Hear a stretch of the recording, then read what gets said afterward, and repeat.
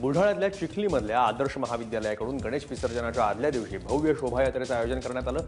गेल्या 40 वर्षांपासून न चुकता ही शोभायात्रा काढण्यात येते। सामाजिक, शैक्षणिक आणि सांस्कृतिक अशा शेकडो देखाव्यांसहित 5,500 विद्यार्थी या शोभायात्रेमध्ये सहभागी झाले होते। गणेशोत्सव काळामध्ये अशा प्रकारची भव्य मिरवणूक काढणारी राज्यातली ही एकमेव संस्था आहे। मनमाड ते कुर्ला रोज धावणाऱ्या गोदावरी एक्सप्रेसमध्ये गणेशोत्सवानिमित्त बाप्पाची स्थापना करण्यात आली होती।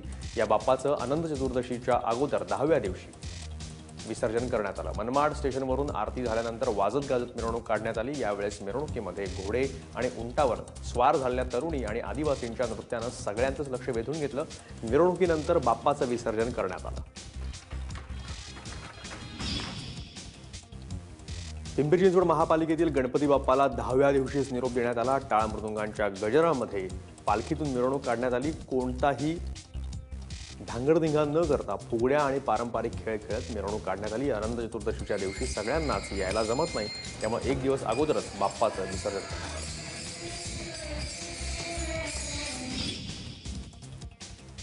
पावसाचा हंगाम संपत आला तरीही दमदार पाऊस न झाल्यानं निराश झालेल्या इंदापूरकरांनी अखेर बाप्पालाच पावसासाठी साकडं घातलं। तालुक्यातल्या गलांडवाडी नंबर 1 या गावानं 101 शाळकरी आणि महाविद्यालयीन मुलींच्या हस्ते बाप्पाची महाआरती करून परतीचा पाऊस तरी जोरदार व्हावा अशी प्रार्थना केली। त्याचबरोबर राज्यात महिला मुलींवर होत असलेले अत्याचार ताबडतोब थांबावेत यासाठी ही प्रार्थना करण्यात आली।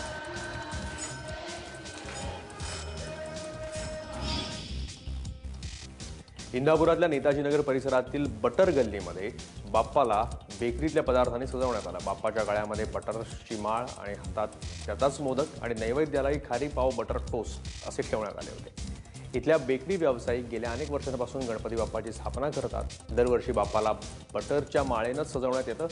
ही परंपराच अशी पुढे चालू ठेवू असं त्यांनी सांगितलं। मालेगाव शहरातल्या बालाजी प्रतिष्ठाननं यंदा गणेशोत्सवानिमित्त अमरनाथ इथल्या बर्फाच्या शिवलिंगाचा देखावा सादर केला। हा देखावा पाहण्यासाठी भाविकांची गर्दी होते। 35 फूट उंच अशा या शिवलिंगासाठी दररोज 10 लादी बर्फ वापरण्यात येतोय। हा देखावा पाहण्यासाठी गुहेतून जावं लागत असल्यानं भाविकांना एक वेगळा अनुभव मिळतोय।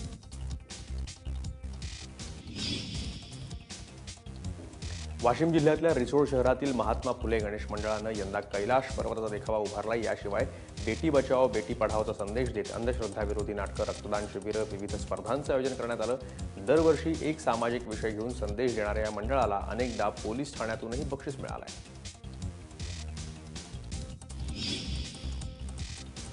सोलापुरातल्या बार्शीतल्या गणेश विसर्जनासाठी खास हौदांची व्यवस्था करण्यात आली आहे। नगरपालिकेच्या वतीनं 43 लाख रुपये खर्चून हा विसर्जन हौद तयार करण्यात आला। नगरपालिका स्तरावर पहिल्यांदाच अशा हौदाची निर्मिती करण्यात आली। 9 लाख लिटर्सची क्षमता असणाऱ्या या हौदाभोवती संरक्षक कठडे, रॅम्प तसेच विद्युत व्यवस्था करण्यात आली आहे।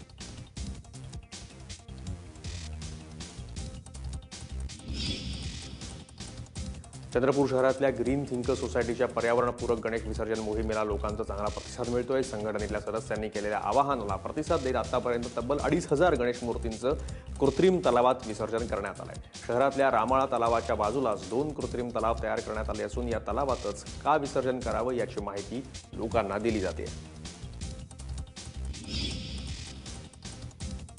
जळगाव पालिका आणि सामाजिक संस्थांच्या वतीनं गणेश विसर्जनासाठी कृत्रिम तलावांची निर्मिती करण्यात आली आहे। घरगुती गणपतींचं या कृत्रिम तलावात विसर्जन करण्याचं आवाहन पालिकेकडनं करण्यात येतं। पीओपीच्या मूर्तीमुळे पाणी प्रदूषण टाळावं यासाठी पालिकेनं हा उपक्रम सुरू केला आहे।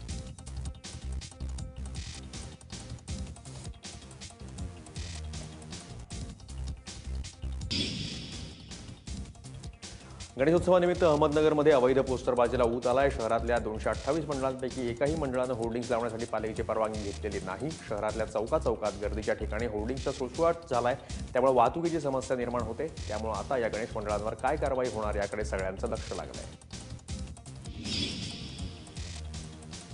नागपूर मुंबई एक्सप्रेसवेसाठी धामणगाव नांदगाव तालुक्यातून जाणाऱ्या शेतकऱ्यांच्या जमिनींचं संपादन सुरू होणार आहे।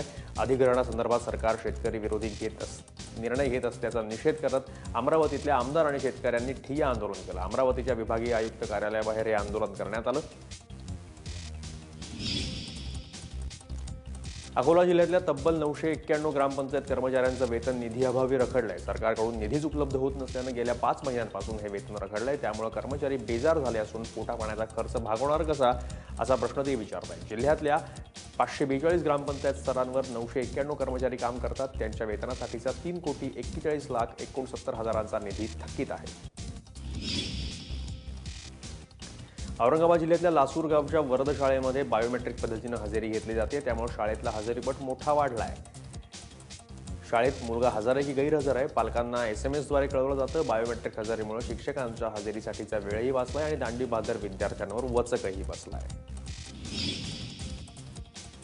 चंद्रपूर जिल्ह्यातल्या शालेय विद्यार्थ्यांना ताडोबा अंधारी व्याघ्र प्रकल्पाची निःशुल्क सफर घडवण्याचा निर्णय वन विभागाने घेतलाय. 17 सप्टेंबर या पंतप्रधान नरेंद्र मोदींच्या वाढदिवसापासून या उपक्रमाला सुरुवात होते. व्याघ्र प्रकल्प आणि वनसंवर्धन यांचं महत्त्व विद्यार्थ्यांना कळावं यासाठी शैक्षणिक सहल आयोजित करण्यात आली आहे. त्यासाठी विद्यार्थ्यांना ने आण करण्यासाठीची सोयही ताडोबा प्रकल्पातर्फेच केली जाणार आहे.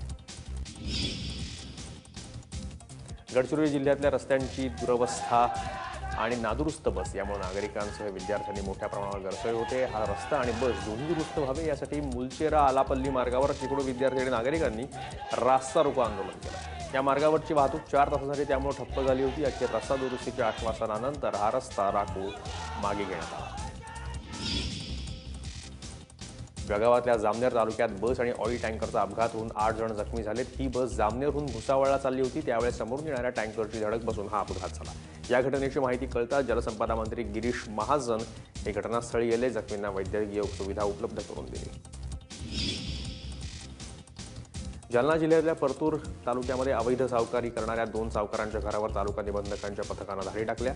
या सावकारांविरोधात तक्रारी आल्यानंतर ही कारवाई करण्यात आली. या धाडीमध्ये जमिनीसंबंधीची अनेक कागदपत्रं ताब्यात घेण्यात आली आहेत. त्यांच्या पडताळणीनंतर सावकारांवर कारवाई करण्यात येणार आहे. नांदेड जिल्ह्यामध्ये खुलेआम सुरू असलेल्या मटक्यामुळे सर्वसामान्यच नाही तर राजकीय पक्षही त्रस्त झाले. पोलिसांकडे तक्रार करून सुद्धा मटका बंद होत नाही. त्यामुळे भाजपचे माजी खासदार सुभाष वानखेडे यांनी स्वतः धाडी टाकून मटका चालवणाऱ्यांना पोलिसांच्या स्वाधीन केलं. राज्यात भाजपची सत्ता असताना गृहमंत्रीपद असताना सुद्धा भाजपच्या नगरसेवकांवर कारवाईची वेळ का यावी असा सल्ला विचारला जातोय. परभणी बाजार समितीच्या संचालकपदी अशासकीय प्रशासक म्हणून भाजपचे जिल्हाध्यक्ष आनंद भरोसे यांची नेमणूक करण्यात आली आहे. बाजार समितीची पुढची निवडणूक होईपर्यंत ही नेमणूक करण्यात आली आहे. भरोसे यांच्या माध्यमातून बाजार समितीवर वर्चस्व प्रस्थापित करण्याचे भाजपचे प्रयत्न चालू आहेत. परभणी शहराला पाणीपुरवठा करणाऱ्या जलकुंभाची येत्या 8 दिवसांमध्ये स्वच्छता करण्याचे आदेश देण्यात आलेत. माहिती अधिकारी कार्यकर्ते विश्वजित देशमुख यांनी केलेल्या पाठपुराव्यानंतर या कामाला सुरुवात होणार आहे.